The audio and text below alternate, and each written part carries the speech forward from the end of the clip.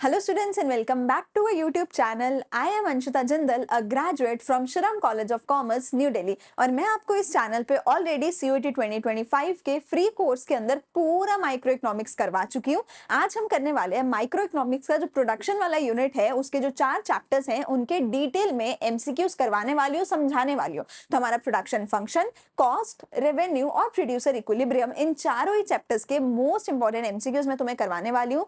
देख लेना तुम अपने पेपर में जाके बेटा, इसमें से काफी ज्यादा एमसीक्यूज तुम्हें सिमिलर देखने को मिलने वाले हैं। एंड ट्रस्ट में ये इकलौता ऐसा यूनिट है जिसमें सबसे ज्यादा चांसेस है एमसीक्यूज आने के, बिकॉज इतने ज्यादा एमसीक्यूज इसमें से बन सकते हैं जिसकी कोई हद नहीं है। एसी एमसी टीसी का किसी के भी रिलेशन पे, ग्राफ पे, न्यूमेरिकल वैल्यू पे, नाम पे, किसी भी चीज पे एमसीक्यूज बन सकते हैं। तो प्लीज इस यूनिट को सबसे ज्यादा इंपॉर्टेंट लेना और सबसे ज्यादा अच्छे से इसके एमसीक्यूज करना। तो ये मेरा पूरा 75 एमसीक्यूज का पीडीएफ है, कुछ एक मैं यहाँ पे करवाने वाली हूँ। बाकी का तुम्हें पूरा पीडीएफ जो है आंसर्स के साथ में टेलीग्राम चैनल पे अपलोड कर दूंगी, लिंक टेलीग्राम का मैं डिस्क्रिप्शन में डाल दूंगी। ठीक है, तो सबसे पहले हम शुरू करने वाले हैं हमारे प्रोड्यूसर इक्विलिब्रियम वाले यूनिट के एमसीक्यू से। ठीक है जी, प्रोड्यूसर इक्विलिब्रियम वाला जो चैप्टर है उसके एमसीक्यू से सबसे पहले हम स्टार्ट करते हैं। मैं साथ साथ सारे एमसीक्यूज आपको जो है यहाँ पे समझाती भी चली जाऊंगी। ठीक है, चलो पहला मुझे एमसीक्यू बोलता है which condition among these is necessary for achieving the producers equilibrium. देखो पहली चीज, सबसे पहली चीज, जैसे अगर बिजनेस स्टडीज में है कि अगर तुमने बिजनेस स्टडीज का चैप्टर रिवाइज नहीं किया तो भी तुम सीधा एमसीक्यूज में जा सकते हो, क्योंकि मैं एमसीक्यू समझा के तुम्हें जो है काम करवा सकती हूँ। ठीक है, लेकिन ये पूरा unit I can guarantee you बेटा, तुम्हें मतलब तुम बाद में ये बोलोगे मैम ने अच्छा नहीं पढ़ाया, ऐसी बात नहीं है। ठीक है, ये पूरा यूनिट ऐसा है कि तुम्हें पहले जो है इसको अच्छे से समझना पड़ेगा, इसकी पूरी वीडियो सुननी पड़ेंगी, नोट्स बनाने पड़ेंगे। ठीक है, बुक रीडिंग करनी पड़ेगी, सारे फॉर्मूलाज और सब कुछ याद करना पड़ेगा। उसके बाद जब तुम एमसीक्यूज करोगे तभी तुम अच्छे से कर पाओगे। ठीक है, अदरवाइज मैं डायरेक्टली एमसीक्यूज करवा के तुम्हें मैं कुछ नहीं करवा पाऊंगी, बिकॉज मैं बोल के चली जाऊंगी, तुम्हें कुछ भी समझ नहीं आएगा अगर तुमने ये पहले से नहीं करा हुआ है। तो हमारे पास 3 वीडियोस है, प्रोडक्शन की, कॉस्ट की, रेवेन्यू, इक्विलिब्रियम की एक ही वीडियो है। तो 3 वीडियोस मैंने ऑलरेडी करवाई हैं, डिटेल में समझाए। हाँ, ये गारंटी देख सकती हूँ कि मैं उन वीडियोस के बाहर से तुम्हें कुछ नहीं होगा। ठीक है, इस पूरे पीडीएफ में या तुम्हारे पेपर में उन वीडियो से बाहर कुछ नहीं आएगा, पर वो वीडियोस को सुनना है, नोट्स बनाने हैं, प्लस याद करना है। सिर्फ सुनने से भी काम नहीं चलेगा, ये मुश्किल यूनिट्स है। एंड रट्टा मारने वाले, समझने वाले प्लस, मतलब समझने वाले प्लस रट्टा मारने वाले, तुम्हें समझ के याद करना ही पड़ेगा। जैसे यहाँ पे क्वेश्चन है कि कौन सी कंडीशन है जो नेसेसरी है प्रोड्यूसर इक्विलिब्रियम के होने के लिए, तो 2 कंडीशन होती है। पहली कंडीशन बोलते हैं कि MR इक्वल टू MC होना चाहिए, और जो दूसरी कंडीशन होती है, मैंने उसके तुम्हें बताए थे कि 2 नाम होने चाहिए। पहली कंडीशन थी at the equilibrium this should happen, दूसरी कंडीशन थी कि आफ्टर द इक्विलिब्रियम MC बड़ा होना चाहिए। या फिर मैं दूसरी कंडीशन को लिख सकती हूं कि बिफोर द इक्विलिब्रियम MR बड़ा होना चाहिए। या फिर मैं दूसरी कंडीशन को लिख सकती हूं कि eight the point of equilibrium MC जो है वो MR को कट करे फ्रॉम बिलो, MC जो है वो MR को कट करे फ्रॉम बिलो। मैं ये ऑलरेडी तुम्हें पिछली वीडियो में समझा चुकी हूँ। अब ये तुम्हें याद ही करना पड़ेगा कि 2 कंडीशन है, पहली ये है, दूसरी कंडीशन के 3 नाम हैं, उन्हीं में से एक नाम तुम्हें यहाँ पे दिया हुआ है जो तुम्हारा आंसर होगा कि MC curve intersects the MR curve from below. ये मैंने डिटेल में समझाया था। ये सेकंड कंडीशन के 3 नाम है जिनमें से एक ये मेरा आंसर है। ठीक है, If the firm increases its output even after MR equal to MC and the equilibrium is struck, जब इक्विलिब्रियम हो जाता है, MR equal to MC हो जाता है, अगर इसके बाद भी फर्म प्रोडक्शन करने लग जाएगी तो क्या होगा? देखो इसके बाद क्या है, आफ्टर क्या है, MC ग्रेटर देन MR है, तो आफ्टर क्या है, MC becomes greater than MR, खत्म चीज। ठीक है, तो अगेन थ्योरी के बेसिस पे आंसर आ गया। If MR is more than MC at a particular level of output, तो प्रोड्यूसर क्या करेगा? अगर एक पर्टिकुलर लेवल पे MR जो है वो MC से ज्यादा है तो प्रोड्यूसर क्या करेगा? वो अभी बिफोर पे है तो वो प्रोडक्शन को और ज्यादा करेगा। तुम देखो ना कि अगर अभी वो MR ग्रेटर देन MC पे है तो ये इक्विलिब्रियम से पहले है, अभी वो और प्रोडक्शन करेगा ताकि वो इक्विलिब्रियम पे पहुंच सके। तो यहाँ पे मेरा आंसर है क्या होना चाहिए? The producer will increase the production. ठीक है, in the context of producers equilibrium कौन सी चीज गलत है? प्रोड्यूसर्स इक्विलिब्रियम के कॉन्टेक्स्ट में क्या गलत है? In the equilibrium situation producer has no tendency to change the production. ये चीज बिल्कुल सही है कि जब किसी का भी इक्विलिब्रियम होता है, चाहे वो प्रोड्यूसर का हो चाहे वो कंज्यूमर का हो, तो वहां पे हमारे प्रोड्यूसर या कंज्यूमर की टेंडेंसी क्या होती है कि अब वो चेंज नहीं करना चाहते अपनी प्रोडक्शन को या कंजम्पशन को। तो ये चीज बिल्कुल सही है। प्रोड्यूसर को मैक्सिमम प्रॉफिट मिलता है, ये चीज भी बिल्कुल सही है। ठीक है, तो तुम अगर TR माइनस TC करते हो तो तुम्हारा जो प्रॉफिट होता है वो मैक्सिमम होता है, यानी कि TR और TC के बीच का जो डिफरेंस है वो मैक्सिमम होता है जब तुम्हारा जो है इक्विलिब्रियम होता है। MR इक्वल टू MC तो एक कंडीशन है, मैं ऑलरेडी करा चुकी हूँ। Minimum difference between TR and TC नहीं बेटा, अगर मिनिमम डिस्टेंस होगा, डिफरेंस होगा टीआर एंड टीसी का, अगर टीआर माइनस टीसी करके अगर मिनिमम होगा तो प्रॉफिट मैक्सिमम कैसे होगा? नहीं ना, तो यहाँ पे आंसर क्या आना चाहिए? Maximum difference. तो यहाँ पे मेरा डी आंसर होगा। तो टीआर माइनस टीसी करके प्रॉफिट निकलता है और प्रॉफिट मैक्सिमम होना चाहिए, तो टीआर माइनस टीसी यानी टीआर और टीसी का जो डिस्टेंस है वो मैक्सिमम होना चाहिए at the point of equilibrium. तो आंसर क्या होगा? Option D. Excess of receipt यानी कि टीआर एक्सेस है from the sale of goods over expenditure incurred on the producing them. अगर टीआर ज्यादा है टीसी से, एक्सेस ऑफ रिसीट्स मतलब टीआर, जो भी हमें रिसीट्स मिली सामान बेच के, उसका एक्सेस ओवर द एक्सपेंडिचर, उसका एक्सेस किसके ऊपर? एक्सपेंडिचर यानी कि टोटल कॉस्ट के ऊपर। ये मेरा क्या होगा? अगर टीआर ग्रेटर देन टीसी होगा, या मैं बोलूं टीआर माइनस टीसी करके मेरा क्या निकल के आएगा? प्रॉफिट निकल के आएगा। ठीक है, रेवेन्यू तो टीआर है, ठीक है, एमआरएआर भी काइंड्स ऑफ रेवेन्यू है, इनमें टीसी का कोई लेना देना नहीं है। आंसर क्या होगा? प्रॉफिट होगा। ठीक है, producers equilibrium under the MRMC approach. तुम्हारे सिलेबस में सिर्फ एमआरएमसी अप्रोच ही है, तो टेक्निकली ये सिर्फ प्रोड्यूसर इक्विलिब्रियम के बारे में ही पूछ रहा है कि वो कब अचीव होगा? जब एमसी ग्रेटर देन एमआर है, आफ्टर द इक्वालिटी बिटवीन एमआरएमसी। ये चीज सही है, पर ये भी सही है। तो मेरा आंसर क्या होगा? Both this and this. ठीक है, and MC greater than MR after the equality, तो ये मेरा आंसर होगा। MC less than MR after नहीं, एमसी लेस देन एमआर होता है बिफोर, तो ये ऑप्शन गलत है। ठीक है, अब देखो यहां तक मैंने तुम्हें जो भी कराया है सिर्फ और सिर्फ इस थ्योरी के बेसिस पे कराया है, जो मैंने पिछली क्लास में तुम्हें समझाई है, तो ये you have to learn by yourself. ठीक है, चलो, difference between TR and TC is maximum. मे भी अभी मैंने कराया, टीआर टीसी का डिस्टेंस कब मैक्सिमम होगा? जब इक्विलिब्रियम होगा। जब इक्विलिब्रियम होगा तो एमआरएमसी बराबर होगा। जब इक्विलिब्रियम होगा तो टीआर टीसी का डिफरेंस मैक्सिमम होगा। क्यों? क्योंकि उस पॉइंट पे हमें क्या है? प्रॉफिट भी मैक्सिमम करना है। ठीक है, तो उस पॉइंट पे एमआरएमसी बराबर होगा। An increase in MR is the rate at विच, देखो एमआर में अगर इंक्रीज आया, अगर एमआर बढ़ रहा है तो टीआर क्या होगा? तो बेटा टीआर होगा इंक्रीज एट इंक्रीजिंग रेट। ठीक है, तो an increase in MR is the rate at which TR increases. देखो मैं फिर से अब यहाँ पे तुम्हें थोड़ा सा कॉन्टेक्स्ट दे देती हूँ। मैंने तुम्हें बताया था जब भी मार्जिनल वाली चीज, कोई भी मार्जिनल वाली चीज हो, ठीक है, let's not right MR, let me not right MR, let me right marginal. कोई भी मार्जिनल वाली चीज है, अगर मार्जिनल वाली चीज बढ़ रही है, गिर रही है या नेगेटिव हो रही है, तो क्या होगा? ये दोनों चीजें पॉजिटिव है, ठीक है, ये इधर नेगेटिव वाली साइड है। ठीक है, तो अगर मार्जिनल वाली चीज पॉजिटिव है तो टोटल वाली चीज बढ़ रही होगी। ठीक है, अगर मार्जिनल वाली चीज पॉजिटिव है तो टोटल वाली चीज बढ़ रही होगी, अगर मार्जिनल वाली चीज नेगेटिव है तो टोटल वाली चीज गिर रही होगी। सिंपल बात। क्या बोला? अगर मार्जिनल वाली चीज पॉजिटिव है तो टोटल वाली चीज बढ़ रही होगी। चीज का मतलब यूटिलिटी हो, प्रोडक्शन हो, कॉस्ट हो, रेवेन्यू हो, कुछ भी हो इस दुनिया का। अगर मार्जिनल वाली चीज बढ़ेगी तो टोटल वाली चीज, सॉरी, अगर मार्जिनल वाली चीज पॉजिटिव होगी तो टोटल वाली चीज बढ़ेगी, अगर मार्जिनल वाली चीज नेगेटिव होगी तो टोटल वाली चीज गिरेगी। ये पॉइंट नंबर 1 हो गया। पॉइंट नंबर 2 क्या होगा कि मार्जिनल वाली चीज का कोई रेट नहीं होता। रेट किसका होता है? टोटल वाली चीज का रेट होता है। और वो रेट क्या होता है? वो रेट वही होता है जो मार्जिनल का बिहेवियर होता है। देखो अगर मार्जिनल पॉजिटिव है तो टोटल बढ़ तो रहा है, किस रेट पे बढ़ रहा है? इस रेट पे बढ़ रहा है। तो अगर मार्जिनल पॉजिटिव है लेकिन बढ़ रहा है तो टोटल बढ़ तो रहा है, क्योंकि वो पॉजिटिव है तो ये बढ़ रहा है, पर at the increasing rate, at the increasing rate. Increasing rate कहां से आया?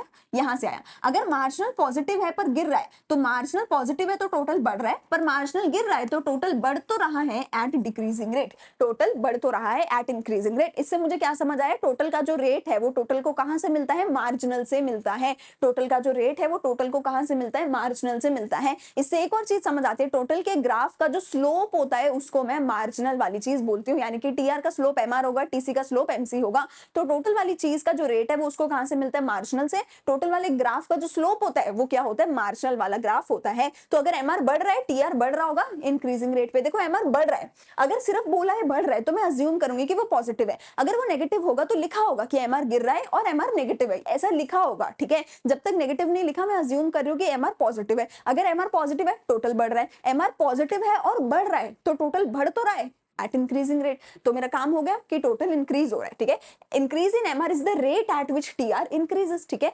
इंक्रीज हो रहा है इंक्रीजिंग रेट पे। ठीक है, टीआर 1 लाख है, 20,000 यूनिट सोल्ड हो रहे हैं। एआर बताना है। एआर क्या होता है? TR upon quantity. तो मेरा क्या हो जाएगा? 1 लाख, 1 लाख है, 1 lakh upon 20,000।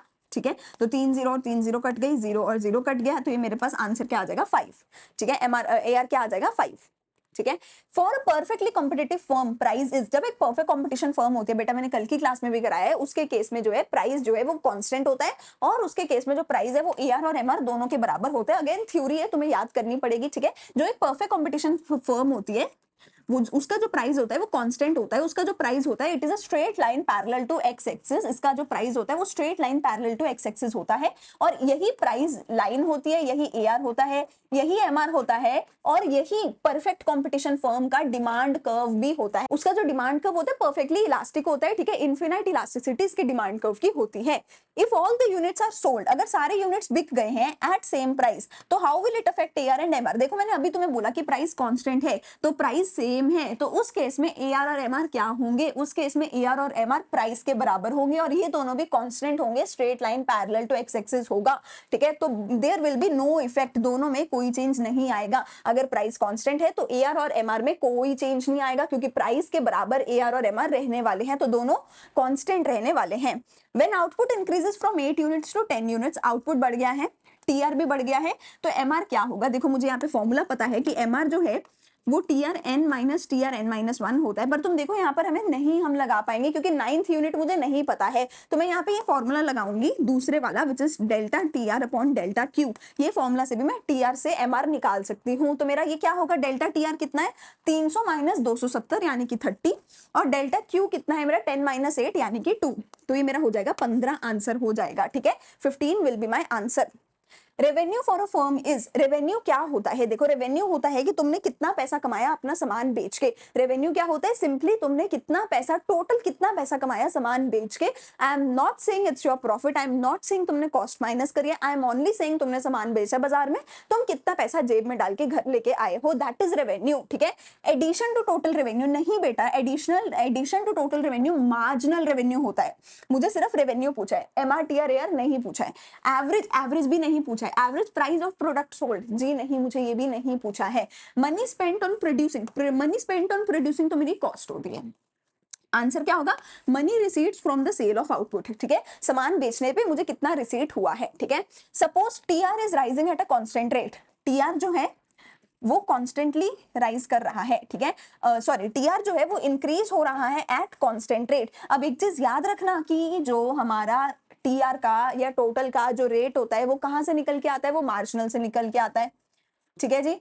As more and more units of commodity are sold, the marginal revenue would be, कहते हैं जो मेरा टीआर है, टीआर बढ़ रहा है एट अ कांस्टेंट रेट, तो टीआर का जो रेट होता है वो कहां से निकल के आता है, हमेशा मार्जिनल से निकल के आता है, तो टीआर का जो भी रेट है वही पक्का मेरे मार्जिनल होने वाली है। Less than average, greater than average, equal to average revenue, rising, तो मेरा जो मार्जिनल रेवेन्यू है वो उस पॉइंट पे कैसे होने वाला है, तो टेक्निकली उस पॉइंट पे जो मेरा मार्जिनल रेवेन्यू है, जो मेरा मार्जिनल रेवेन्यू है वो कांस्टेंट होने वाला है। उस पॉइंट पे जो मेरा मार्जिनल रेवेन्यू है वो कांस्टेंट होने वाला है, और मार्जिनल रेवेन्यू सिर्फ तभी कांस्टेंट होता है जब हमारे पास परफेक्ट कंपटीशन मार्केट होती है, और परफेक्ट कंपटीशन मार्केट में मार्जिनल रेवेन्यू जो है वो एवरेज रेवेन्यू के बराबर होता है, ठीक है। तो हमारे पास दो तरीके की मार्केट होती है, एक परफेक्ट कंपटीशन, एक imperfect competition. Imperfect competition market में प्राइस गिरता है, एमआर गिरता है, एआर गिरता है। इम्परफेक्ट कंपटीशन मार्केट में रेवेन्यू कभी कांस्टेंट नहीं रहता, एमआर कभी कांस्टेंट नहीं रहता। मुझे यहाँ पे बोला है कि TR is increasing at a constant rate, ठीक है। मुझे देखो यहाँ पे क्या बोला है, मैं साफ साफ दोबारा से लिख देती हूँ। मुझे यहाँ पे बोला है कि टीआर इज इंक्रीजिंग एट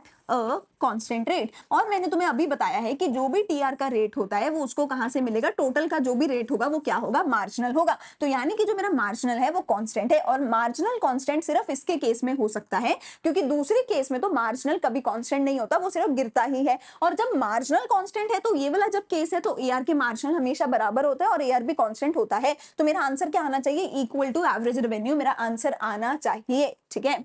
अगली चीज, एवरेज रेवेन्यू, क्या वो नेगेटिव हो सकते हैं, जी नहीं, एवरेज रेवेन्यू नेगेटिव नहीं हो सकता, ठीक है। Can not B negative and is zero when TR is zero, ये चीज सही है, ठीक है। एवरेज रेवेन्यू नेगेटिव नहीं हो सकता, पर एवरेज रेवेन्यू जीरो होता है जब टोटल रेवेन्यू जीरो होता है, ठीक है, क्योंकि AR is equals to TR upon quantity. तो अगर ये टीआर जीरो होगा तो एवरेज ऑब्वियसली जीरो होगा, तो एआर कभी नेगेटिव नहीं हो सकता पर एआर जीरो हो सकता है, एंड जीरो भी सिर्फ तब हो सकता है जब टीआर जीरो होता है। The MR becomes negative. MR कब नेगेटिव जाएगा? जब भी मार्जिनल वाली चीज पॉजिटिव है। जब भी मार्जिनल वाली चीज पॉजिटिव है तो टोटल वाली चीज बढ़ रही है। किस रेट पे बढ़ रही है वो फर्क नहीं पड़ता, पर टोटल बढ़ रही है। अगर मार्जिनल वाली चीज नेगेटिव में चली जाएगी तो टोटल वाली चीज साथ के साथ गिरने लग जाएगी। तो मुझे नेगेटिव पूछा है तो टोटल पक्का गिर रहा होगा, तो टीआर पक्का गिर रहा होगा, सिंपल बात। तो अगर मार्जिनल नेगेटिव है तो टोटल पक्का गिर रहा होगा। कोई रेट वेट मुझे कोई फर्क नहीं पड़ता, बस टोटल गिर रहा होगा। मैंने तुम्हें डिटेल में समझाया है, रट्टा मारना पड़ेगा, इसको एज इट इज दिमाग में डाल लो। सोते उठते याद होना चाहिए कि मार्जिनल पॉजिटिव टोटल बढ़ेगा, मार्जिनल नेगेटिव टोटल गिरेगा, मार्जिनल जो होगा वो टोटल का रेट होगा। And this is true for all the chapters, ये चीज याद होनी चाहिए। AR is a declining curve if and only if. AR कब डिक्लाइनिंग होता है? तो ये बेटा जी हमारे रेवेन्यू के चैप्टर में फिर से मैं बोल रही हूँ दो केस होते हैं, perfect and imperfect competition. Perfect competition में एआर एमआर दोनों कभी डिक्लाइन नहीं होते, दोनों कांस्टेंट होते हैं। और इम्परफेक्ट कंपटीशन में एआर एमआर दोनों गिरते हैं। तो एआर तभी गिरेगा जब एमआर गिरेगा। तो क्या बोला? एआर तभी गिरेगा जब एमआर गिरेगा। अगर एमआर कांस्टेंट होगा तो एआर भी कांस्टेंट होगा और वो एमआर के बराबर भी होगा। लेकिन अगर एमआर गिरेगा तो एआर भी गिरेगा, पर वो दोनों बराबर नहीं होंगे, वो दोनों अलग अलग रेट से गिरेंगे। MR is different from AR कब? एमआर अभी, ये क्वेश्चन तो जस्ट अभी मैंने बताया है कि एमआर और एआर तब बराबर होते हैं जब परफेक्ट कंपटीशन होता है। अदरवाइज एमआर और एआर बराबर नहीं होते, दोनों गिरते हैं पर दोनों बराबर नहीं होते। ठीक है, तो जब परफेक्ट कंपटीशन है तब ये दोनों बराबर नहीं होंगे। ये दोनों कब बराबर होंगे? मोनोपोली में, मोनोपोलिस्टिक में ये दोनों मोनोपोली, या फिर मैं बोलूं देखो इम्परफेक्ट कंपटीशन में ये दोनों बराबर होते हैं। इम्परफेक्ट में क्या आता है? मोनोपोली आता है, मोनोपोलिस्टिक आता है। ठीक है, marginal revenue for any quantity level can be measured by the slope of the total revenue curve. तो मैंने क्या बोला कि टोटल का जो स्लोप है वो मार्जिनल होता है। अभी समझाया है कि टोटल का जो रेट है वो मार्जिनल है, टोटल का जो स्लोप है वो मार्जिनल है। ठीक है, तो यही चीज यहाँ पे बोली गई है कि क्या हम टोटल के स्लोप को देख के मार्जिनल निकाल सकते हैं? तो जी हाँ मैडम जी, बिल्कुल निकाल सकते हैं। क्या एमआर नेगेटिव और जीरो हो सकता है? तो यस, एमआर नेगेटिव जीरो हो सकता है। मैं तुम्हें अभी तो चीख चीख के बोल रही हूँ कि मार्जिनल पॉजिटिव होगा तो टोटल बढ़ेगा, मार्जिनल नेगेटिव होगा तो टोटल गिरेगा। तो हाँ भाई, मार्जिनल नेगेटिव भी हो सकता है, जीरो भी हो सकता है। क्या टीआर एक हॉरिजॉन्टल स्ट्रेट लाइन हो सकता है? क्या टीआर एक हॉरिजॉन्टल स्ट्रेट लाइन हो सकता है? तो जी नहीं, टीआर कभी हॉरिजॉन्टल स्ट्रेट लाइन नहीं हो सकता। पहले केस में टीआर ऐसे होता है, परफेक्ट कंपटीशन के केस में। इम्परफेक्ट कंपटीशन के केस में टीआर ऐसा होता है। इम्परफेक्ट कंपटीशन के केस में टीआर ऐसा होता है। क्या वो कभी हॉरिजॉन्टल लाइन है? हॉरिजॉन्टल स्ट्रेट लाइन का मतलब होता है ऐसा, तो टीआर ऐसा कभी भी नहीं होता। तो आंसर क्या है? नहीं, टीआर ऐसे नहीं होता। What happens to TR when MR is decreasing but remains positive? What happens to TR when MR is decreasing but remains positive? MR positive है तो TR पक्का बढ़ रहा होगा। ठीक है, पर वो MR गिर रहा है तो इसको रेट में कौन सा दे दूंगी? गिरने वाला रेट दे दूंगी। तो डिक्रीज तो नहीं होगा, डिक्रीज नहीं होगा, इंक्रीज एट डिक्रीजिंग रेट मेरा आंसर हो जाएगा। Select the correct equation. क्या AR is equal to TR into total output? नहीं, AR is equals to TR upon number of units, तो ये गलत है। ठीक है, TR is equal to sigma AR, नहीं, TR is equal to sigma MR, ये भी गलत है। ठीक है, MR is equal to delta TR delta Q, ये सही है। ठीक है, TR is equal to AR upon total output, जी नहीं, इधर आते हैं मेरे यूनिट्स, इधर आता है मेरा AR। ठीक है, तो आंसर क्या होगा? Option B. Which of the following equation is correct? यहाँ में से कौन सी करेक्ट है? AR is equal to P into Q upon Q। हाँ, ये बिल्कुल सही है। P इंटू Q मेरा क्या होता है? TR होता है, और नीचे मैं Q ही रखती हूँ। ठीक है, तो AR is equal to TR upon Q। इससे तुम ये भी देख सकते हो कि Q कट जाते हैं तो AR हमेशा P के बराबर होता है। तो ये इक्वेशन बिल्कुल सही है। AR is equal to P upon Q, जी नहीं, ये वाली सही है, ऊपर भी Q नीचे भी Q, P plus Q minus Q, ये सब भी गलत है। इक्वेशन 1 सही है। ठीक है, विच of the following statement is true? अच्छा, इक्वेशन 1 से मुझे ये समझ आ गया कि TR का फॉर्मूला क्या होता है? P इंटू क्यू होता है। ठीक है, और ये भी समझ आ गया कि AR हमेशा, कोई भी सिचुएशन हो, कोई भी केस हो, AR हमेशा प्राइस के बराबर होता है। Which of the following is true? कौन सी स्टेटमेंट ट्रू है? AR and MR curves have a positive slope. Positive slope का बेटा मतलब होता है ऐसा। AR और MR का कभी भी पॉजिटिव स्लोप नहीं होता, या तो कांस्टेंट होता है या डिक्लाइनिंग होता है, तो ये नहीं हो सकता। MR lies above AR curve, ये भी कभी नहीं होता। ठीक है, या तो दोनों बराबर होते हैं, या तो AR ऊपर होता है, MR नीचे होता है, ये भी नहीं होता। Marginal revenue falls twice the rate of average revenue, कि MR गिरता है और डबल रेट पे गिरता है as compare to average revenue. ये चीज कब होती है? ये चीज होती है इम्परफेक्ट कंपटीशन मार्केट में। ठीक है, परफेक्ट कंपटीशन मार्केट में तो दोनों की दोनों चीजें बराबर रहती है, कांस्टेंट रहती है। तो ये मेरा करेक्ट आंसर है। सो इम्परफेक्ट कंपटीशन मार्केट में एमआर भी गिरता है, एआर भी गिरता है, और एमआर ऑलमोस्ट डबल रेट से गिरता है एज कंपेयर टू एआर। तो ये मेरा एमआर ऐसे जाता है, एआर ऐसे जाता है, ठीक है। एमआर डबल रेट से गिरता है एआर से, एमआर ज्यादा तेजी से गिरता है, एमआर स्टीपर होता है, एमआर का स्लोप ज्यादा होता है, ये हम बोलते हैं। एमआर डबल रेट से गिरता है एआर से, एमआर जीरो होता है, नेगेटिव होता है, एआर जीरो नहीं होता, एआर नेगेटिव नहीं होता, ठीक है। ये इम्परफेक्ट कंपटीशन मार्केट में होता है। परफेक्ट कंपटीशन मार्केट में दोनों straight line parallel to X axis रहते हैं।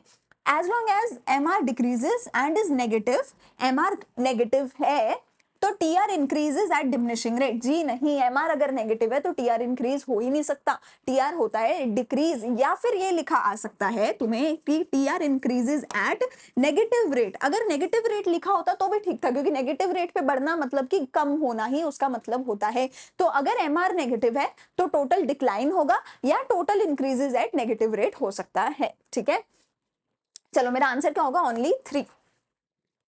Can the AC be equal to MC when AC is rising? देखो अब AC एंड MC ग्राफ की बात आती है, पहली चीज तुम्हें याद होना चाहिए सारे ग्राफ मेरे यू शेप्ड ग्राफ होते हैं। तो मेरा एवरेज कॉस्ट कर्व ऐसा जाता है, मार्जिनल कॉस्ट कर्व इसके नीचे से शुरू होता है, इसको मिनिमम पे कट करते हैं और फिर इससे ऊपर चला जाता है। ये मेरा MC होता है, ये मेरा AC होता है। इन ग्राफ्स को तुम्हें एज इट इज याद करना पड़ेगा। मार्जिनल कॉस्ट ग्राफ पहले AC से नीचे होता है, जब तक AC गिर रहा है तो MC उसके नीचे होता है, फिर MC बढ़ने लग जाता है और MC AC को उसके मिनिमम पे कट करता है और फिर MC ऊपर चला जाता है, AC नीचे रह जाता है। यानी कि जब AC बढ़ रहा होता है तो MC is greater than AC। ये मैंने बहुत डिटेल में कॉस्ट वाले चैप्टर में समझाया है। Can AC be equal to MC? Can AC be equal to MC? AC equals to MC when AC is rising. AC MC के बराबर कब होता है? जब AC इज मिनिमम। तो जब AC राइज हो रहा है तो MC जो है, जब AC राइज हो रहा है तो MC जो है वो ग्रेटर देन AC है। तो यहाँ पे मेरा आंसर क्या आना चाहिए? नो। उस पॉइंट पे वो बराबर नहीं है, उस पॉइंट पे MC is greater than AC, ये मुझे देखने को मिलता है। जब AC मिनिमम होता है तब मैं कह सकती हूँ कि AC and MC are equal, otherwise no, they are not equal. Marginal cost of a good includes, marginal cost में क्या आता है? टोटल कॉस्ट आता है, ओनली फिक्स कॉस्ट आता है, वेरिएबल कॉस्ट आता है, फिक्स कॉस्ट आता है, या सिर्फ वेरिएबल कॉस्ट आता है? तो देखो जो मार्जिनल कॉस्ट होती है किसी भी चीज की, उसमें सिर्फ और सिर्फ मेरा वेरिएबल कॉस्ट आता है। इसी वजह से मैं जब भी सिग्मा MC करती हूँ तो बेटा मैं उससे TC नहीं निकाल पाती हूँ, मैं उससे VC निकाल पाती हूँ और फिर मैं VC में FC प्लस करके जो है फिर TC निकाल पाती हूँ, ठीक है। तो जब भी मैं सिग्मा MC करती हूँ तो मैं उससे TC नहीं निकाल सकती, मैं उससे VC निकाल सकती हूँ, फिर मैं VC प्लस FC करके फिर TC निकालती हूँ, या फिर मैं सिग्मा MC कर लूं और फिर उसमें FC प्लस कर दूं तो मैं TC निकाल सकती हूँ। पर MC में सिर्फ वेरिएबल कॉस्ट होता है, TC या FC उसमें इंक्लूडेड नहीं होते हैं, ठीक है। TFC is not zero at zero level of output. कहते हैं फिक्स्ड कॉस्ट जीरो नहीं होती भैया, even if level of output is zero. मैं आउटपुट प्रोड्यूस कर नहीं रही हूँ, कुछ बना रही नहीं हूँ, फिक्स कॉस्ट फिर भी जीरो नहीं है। ऐसा क्यों है? क्योंकि भैया वो फिक्स्ड है, वो जीरो हो ही नहीं सकती। अगर वो पहले जीरो होगी फिर इंक्रीज होने लग जाएगी तो फिर तो वो वेरिएबल हो जाएगी ना, फिर वो जीरो कैसे होगी? समझ रहे हो? अगर वो पहले जीरो है फिर 10 हो गई तो इंक्रीज हो गई, फिर तो वो फिक्स नहीं रही। फिक्स कॉस्ट का मतलब ही यही होता है कि वो जीरो से लेके इनफाइनाइट तक वो फिक्स ही रहेगी, ठीक है। There is an employment of fixed factor at zero level of output. जी हाँ, जब मेरा जीरो लेवल ऑफ आउटपुट है इवन तब भी मेरा फिक्स्ड फैक्टर तो लगा रहता है। It can never be negative. अरे नेगेटिव नहीं हो सकते इसका मतलब ये थोड़ी जीरो नहीं हो सकती, ये तो कोई एक्सप्लेनेशन नहीं हुआ ना। There are no fixed factors. अगर फिक्स्ड फैक्टर नहीं होंगे तो जीरो ही होगी कॉस्ट, ये तो उल्टा हो गया। There can not be any employment of fixed factor at zero level. अरे ये तो सेम नहीं हो गया, ये दोनों तो ऑलमोस्ट सेम ही हो गए ना, इन दोनों में तो कुछ मतलब अलग ही नहीं है। ये भी बोल रहे हैं कि फिक्स फैक्टर नहीं है, ये भी बोल रहे हैं फिक्स फैक्टर नहीं है, तो दोनों सेम ही हो गए। दो ऑप्शन अगर सेम है, दोनों ऑप्शन तो आंसर नहीं हो सकते, इसका मतलब ये दोनों गलत है, इसका मतलब ये दोनों मेरे आंसर नहीं हो सकते, ठीक है। और नेगेटिव होने से जीरो का कोई लेना देना नहीं है, ठीक है। तो आंसर क्या होगा? Option A. TVC curve starts from origin. Total variable cost का जो ग्राफ है वो ओरिजिन से शुरू होता है। ओरिजिन पे कोई भी चीज जीरो होती है। अगर कोई ग्राफ ओरिजिन से शुरू हो रहा है इसका मतलब है कि वो जीरो हो सकता है। अगर कोई ग्राफ कभी ओरिजिन से शुरू नहीं होता इसका मतलब वो जीरो नहीं हो सकता। जैसे कि टीसी और एफसी का ग्राफ ओरिजिन से शुरू नहीं होता तो टीसी और एफसी जीरो नहीं हो सकते, पर टीवीसी जीरो हो सकता है, ठीक है। इसीलिए वो ओरिजिन से स्टार्ट होता है, ठीक है। तो आंसर क्या होगा? TVC is zero at zero level of output. तो मेरा टीवीसी जीरो हो सकता है, विच इज वाई टीवीसी का जो ग्राफ है वो ओरिजिन से स्टार्ट होता है, ठीक है। The shape of average cost curve is, अभी मैंने तुम्हें बताया कि जो एवरेज कॉस्ट कर्व होता है, मार्जिनल कॉस्ट कर्व होता है, एवरेज वेरिएबल कॉस्ट कर्व होता है, इन तीनों ही ग्राफ्स को हम यू शेप्ड ग्राफ कहते हैं। अच्छा मैं तुम्हें बता देती हूँ, तुम्हारा टीसी का वीसी का जो ग्राफ होता है इसको हम क्या नाम देते हैं, इनवर्स, यहाँ पे लिखा नहीं हुआ है, inverse S shaped graph. TC और वीसी का जो ग्राफ होता है मैं इसको क्या नाम देती हूँ, inverse S shaped graph. AC MC ABC के ग्राफ को मैं यू शेप्ड ग्राफ बोलती हूँ। पैरेलल टू एक्स एक्सिस होता है मेरा फिक्स्ड कॉस्ट का ग्राफ, ठीक है। पैरेलल टू वाई एक्सिस कोई भी नहीं होता है। रेक्टेंगुलर हाइपरबोला होता है मेरा एवरेज फिक्स्ड कॉस्ट का ग्राफ। ये नाम बहुत इंपॉर्टेंट है, देखो एमसीक्यू में यहाँ भी आया है, पेपर में भी आएगा। रेक्टेंगुलर हाइपरबोला एएफसी होता है, एमसी एबीसी और एसी जो होता है मेरा वो यू शेप्ड ग्राफ होता है, ठीक है। और इनवर्स एस शेप ग्राफ क्या होता है मेरे, टीसी एंड वीसी, ठीक है। A firm is operating with a total variable cost of 500, तो मेरे पास वेरिएबल कॉस्ट है 500, यूनिट्स है, क्वांटिटी है मेरे पास 5, ठीक है। एंड टीएफसी है मेरे पास, यानी कि एफसी है मेरे पास, फिक्स्ड कॉस्ट है मेरे पास 200। What will be the average total cost of producing 5 units, मतलब मुझे की एवरेज कॉस्ट पूछी है। एवरेज कॉस्ट का फॉर्मूला क्या होता है जी, TC upon quantity units. TC का फॉर्मूला क्या होता है जी, वीसी प्लस एफसी। वीसी है 500, एफसी है 200, तो टीसी हो जाएगा 700। तो एसी कितना हो जाएगा, 700 upon number of units, quantity of units which is 5। तो ये मेरा देखो कितना हो गया, 7 1 पे जाएगा, फिर 20 बचा पीछे, 20 हमारा जाएगा 4 पे, और फिर पीछे मेरा 0 बच गया। तो मेरा आंसर क्या हो जाएगा, 140, ठीक है। तो मुझे वीसी दिया है, एफसी दिया है, नंबर ऑफ यूनिट्स दिया है। मैंने वीसी प्लस एफसी करके जो है टीसी निकाला, और फिर टीसी अपॉन यूनिट्स करके मैंने एसी निकाला, ठीक है। When production is zero, TC will be, अगर प्रोडक्शन जीरो है तो क्या होगा, जब प्रोडक्शन जीरो होती है तो VC जीरो होता है, पर fixed cost can not B zero. Fixed cost कुछ तो पॉजिटिव नंबर होता है। TC जो है वो VC प्लस FC होता है, TC is equals to VC plus FC होता है, TC is equals to 0 plus FC, क्योंकि जब प्रोडक्शन जीरो है तो VC जीरो है, तो मैंने VC को जीरो लिख दिया। तो TC is equals to 0 plus FC, FC कुछ तो होगा, जीरो नहीं हो सकता, तो TC किसके बराबर होगा, फिक्स्ड कॉस्ट के बराबर होगा। Average cost is 20 and it is minimum when 4 units are produced, यानी कि एवरेज कॉस्ट 20 है, ठीक है, और ये उसका मिनिमम पॉइंट है। एवरेज कॉस्ट 20 है और ये उसका मिनिमम पॉइंट है। The marginal cost of producing 4 units क्या होगा, एवरेज कॉस्ट 20 है जब मैंने 4 यूनिट्स प्रोड्यूस करे हैं, और ये उसका मिनिमम पॉइंट है। इस पॉइंट पे इन्हीं 4 यूनिट्स पे मार्जिनल कॉस्ट कितना होगा, ठीक है। अब तुम इसको एक बार पॉज करो और फिर बताओ कि 4 यूनिट्स पे अगर एवरेज कॉस्ट 4 है तो मार्जिनल कॉस्ट 4 यूनिट्स पे कितना होना चाहिए। तो टेक्निकली तुम में से बहुत सारे लोग इसमें, तुम लोग क्या कर रहे होगे, एसी से टीसी निकालना चाहोगे, टीसी से एमसी निकालना चाहोगे, कुछ कुछ फॉर्मूला लगाओगे, कुछ कुछ निकालने की कोशिश करोगे, ठीक है ना। लेकिन तुम में से कोई ये नहीं देख रहा है कि एवरेज कॉस्ट जो है वो मिनिमम है, और जब एवरेज कॉस्ट मिनिमम होती है, it is exactly at that point that average cost is equals to marginal cost. Exactly at that point की जो मार्जिनल कॉस्ट कर्व है वो नीचे से आके एवरेज कॉस्ट कर्व को कट करता है उसके मिनिमम पॉइंट पे। मार्जिनल कॉस्ट का ग्राफ एवरेज कॉस्ट के ग्राफ को मिनिमम पे कट करता है, तो यानी कि जब एवरेज कॉस्ट मिनिमम है तो मार्जिनल कॉस्ट भी 20 यूनिट्स होगा, ठीक है। TVC can be calculated as, TVC कैसे कैलकुलेट किया जाता है, टोटल वेरिएबल कॉस्ट पूछा है। टोटल वेरिएबल कॉस्ट के लिए तुम सिग्मा एमसी कर सकते हो, ठीक है, मैंने तुम्हें बताया है। मार्जिनल कॉस्ट को प्लस करके वेरिएबल कॉस्ट आता है, टोटल कॉस्ट नहीं आता है। एक चीज प्लीज याद रखना, टीवीसी है, इसको टीसी के साथ कंफ्यूज मत करना। वी मतलब वेरिएबल कॉस्ट है, टीसी मतलब टोटल कॉस्ट है, ठीक है। यहाँ पे टोटल कॉस्ट की नहीं, वेरिएबल कॉस्ट की बात करेंगे। टीसी माइनस टीएफसी करोगे तो TC is equals to VC plus FC होता है, तो इधर जाके माइनस कर दूंगे तो वीसी निकल के आ जाएगा, ये भी सही है, ठीक है।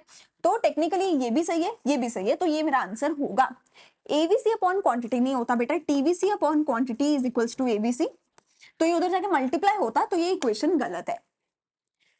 AVC, AFC, ATC are related in a way that, AVC, AFC और ATC किस वे में रिलेटेड है बेटा, तो जैसे FC प्लस VC करके TC होता है, ऐसे ही AFC प्लस AVC करके ATC या फिर एवरेज कॉस्ट होता है, ठीक है। तो आंसर क्या होगा, प्लस वाला होगा, ये मेरा आंसर आ जाएगा, ठीक है। यहाँ पे हमने कॉस्ट के काफी सारे क्वेश्चन कर लिए, अब हम प्रोडक्शन फंक्शन के क्वेश्चन देखते हैं। हमने प्रोड्यूसर्स इक्विलिब्रियम के कर लिए, रेवेन्यू के कर लिए, प्रोडक्शन फंक्शन के कुछ एक क्वेश्चन देख लेते हैं, ठीक है। पूरा PDF आपको जो है टेलीग्राम पे मिल जाएगा। चलो क्वेश्चन नंबर 51 से मेरे पास आता है मेरा टीपी एमपी एपी का जो प्रोडक्शन फंक्शन के क्वेश्चन है वो यहाँ पे मेरे पास आते हैं, ठीक है।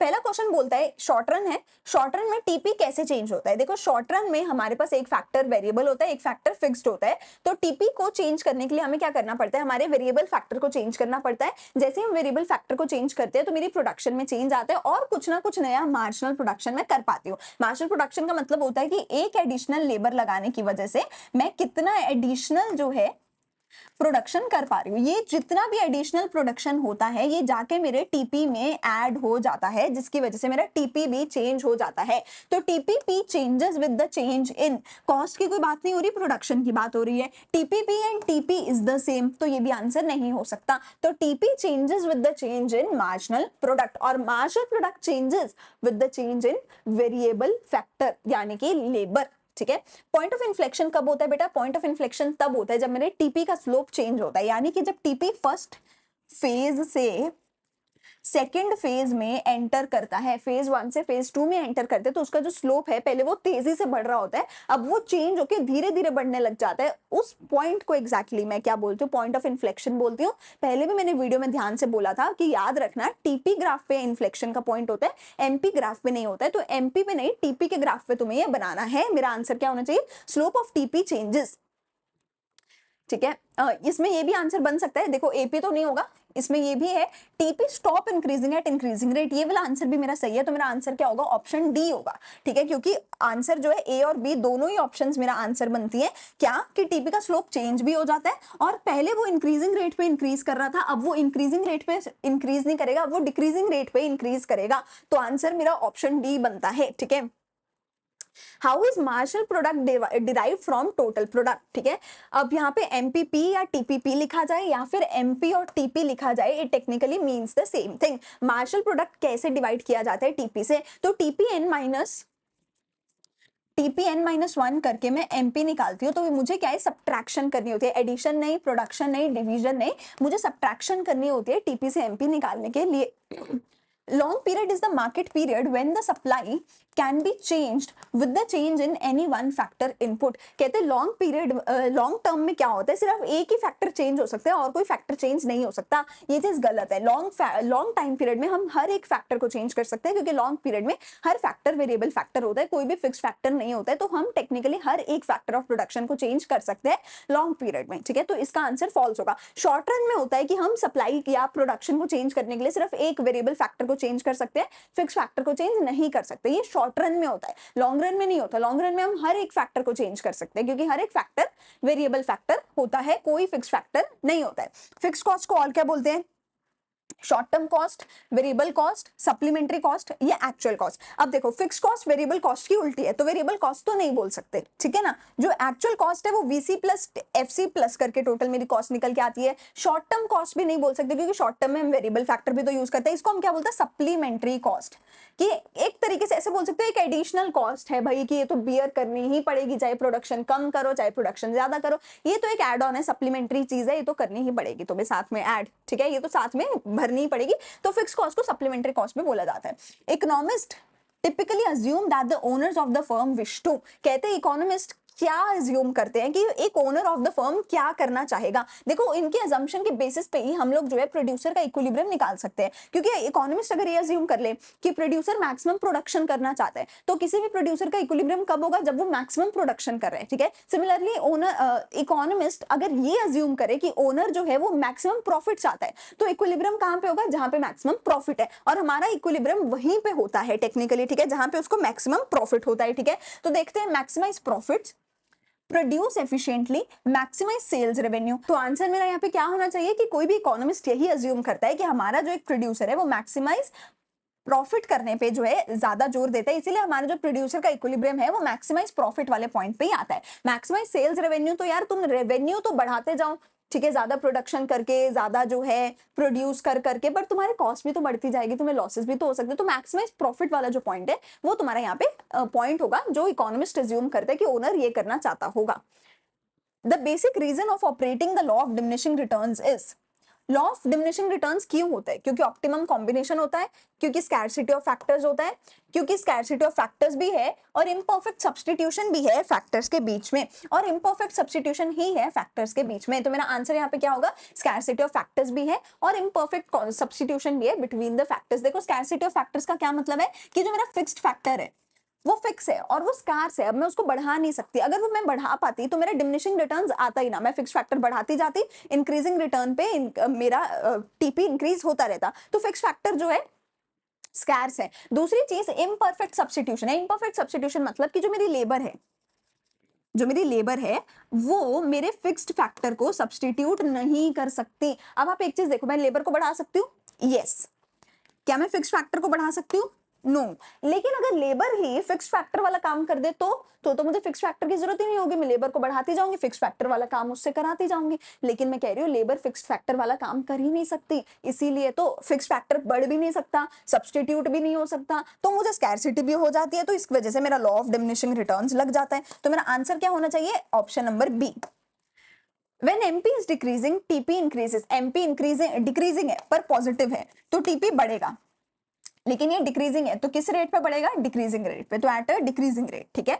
द टोटल आउटपुट माने कि TP generated by the first 4 units of a variable input is 200, 400 and 500 unit. तो यानी कि मेरा 0, 1, 2, 3 मेरे जितने भी पहले 4 जो वेरिएबल फैक्टर के इनपुट्स थे उन्होंने 200, 400 और 500 यूनिट का टीपी बनाया। तो एमपी मेरा यहाँ पे कितना होगा? थर्ड यूनिट का। तो MP number 3 is equals to TP number 4 यानी कि TP N minus TP N minus 1, 4 minus 1 यानी कि 3। तो टीपी नंबर 4 कितना है माइनस टीपी नंबर 3 कितना है, इनको माइनस कर दूंगी तो एमपी नंबर 3 आ जाएगा। तो टीपी नंबर 4 कितना है मेरे पास? 500। टीपी नंबर 3 कितना है मेरे पास? 400। तो 500 माइनस 400 तो 100 मेरा जो है यहाँ पे आंसर बन जाएगा। ठीक है। एक लास्ट और क्वेश्चन हम देख लेते हैं। How is TP derive from MP? TP MP से कैसे डिराइव किया जाता है? तो अगर मैं सिग्मा एमपी कर दूंगी तो मेरा टीपी निकल के आ जाएगा। ठीक है। अगर मुझे टीपी से एमपी निकालना होता तो मैं माइनस करती थी, एमपी से टीपी निकालना है तो मैं प्लस करूंगी। तो मेरा आंसर क्या होगा? Cumulative addition. मैंने क्या बोला? अगर एमपी से टीपी निकालोगे तो प्लस करोगे, टीपी से एमपी निकालोगे तो माइनस करोगे। ठीक है। तो यहाँ पे जो है एमपी से टीपी निकालना है तो मैं प्लस कर रही हूँ, टीपी से एमपी निकालना था जो ऊपर क्वेश्चन आया था वहां पे हम क्यूमुलेटिव सब्ट्रैक्शन कर रहे थे। ठीक है। चलो यहाँ पे जो है आज की वीडियो को खत्म करते हैं। हमने बहुत सारे क्वेश्चन कर लिए हमारे चारों चैप्टर्स के। ठीक है। पूरे के पूरे पीडीएफ का लिंक जो है तुम्हें टेलीग्राम पे मिल जाएगा, डिस्क्रिप्शन में टेलीग्राम का मैं लिंक डाल दूंगी। प्लीज चैनल को सब्सक्राइब कर लो क्योंकि ऐसी बहुत सारी और अमेजिंग वीडियोस आने वाली है। सीयूईटी के ऊपर, तुम्हारे कॉलेज सिलेक्शन के ऊपर, कौन सा कॉलेज अच्छा है नहीं है, तुम्हें किस कॉलेज में कैसे अप्लाई करना है, हर चीज के ऊपर डिटेल में तुम्हारे पास वीडियो आने वाली है। तो जल्दी से चैनल को कर लो सब्सक्राइब, हमारी वीडियोस को अपने दोस्तों के साथ भी शेयर कर दो, like and comment to our videos. हम मिलते हैं अगली वीडियो में।